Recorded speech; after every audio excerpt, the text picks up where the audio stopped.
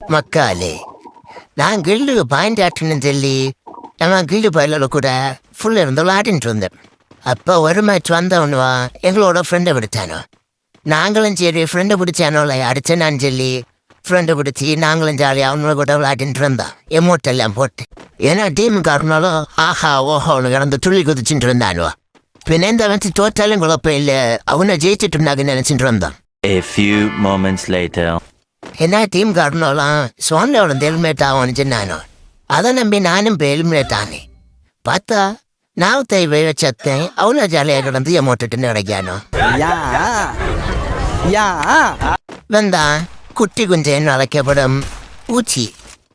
ஆளை பார்க்க கடுவு வேலை தான் இருப்பாய். ஆனால் கேம் விளையாடியதை பார்க்கணும். செல்லுக்குள் அப்படியே நூந்து போவாய். இந்த மேட்டில் எங்கள் ஒரு சர்க்கஸத்தை எல்லாம் காட்டிட்டு இருந்தேன். நான் அடி வைப்பானுவா சனா முடியும்னு பார்த்து இருந்தேன். சோன முடிதவரா சண்டை வச்சாது இருந்தானுவா. சோனெல்லாம் சுருங்கின பிறகு புத்தர் மாதிரி அறிவு வந்து அடிச்சு தொடங்கினேன். அடிச்சு என்ன பிரயோஜனம்? அவனை வந்து வச்சானுவான்.